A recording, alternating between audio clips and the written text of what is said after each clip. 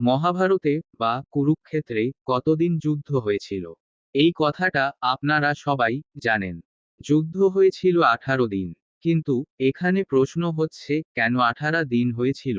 সেটা তো 19 দিন হতে পারত, 20 দিন হতে পারত, 21 দিন, 22 দিন বা আরো কম বেশি হতে পারত, কেন 18 দিন হলো? এই 18 সংখ্যাটি কি? আসুন আলোচনা শুরু করা যাক। তবে বন্ধুরা, চ্যানেলটিকে সাবস্ক্রাইব করে লাইক করে দিন প্লিজ।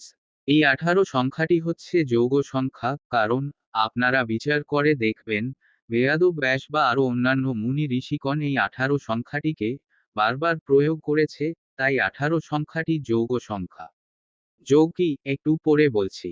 দেখুন, কুরুক্ষেত্র বা মহাভারতের যুদ্ধ হয়েছে 18 দিন। মহাভারত গ্রন্থটি 18 অধ্যায়, শ্রীমদ্ভাগবত গীতা 18, গীতার 18টা পর্ব, ভগবানের অষ্টর শতনাম 108 নাম।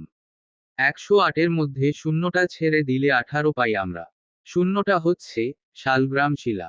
শ্রীমদ্ ভাগবত গীতার 18টি নাম ইত্যাদি আরো অনেক আছে 18 সংখ্যা। এই 18 সংখ্যাটি বেয়াদব ব্যাস বারবার প্রয়োগ করেছেন, তার কারণ এই 18 সংখ্যা যোগকে চিনতে শেখায়।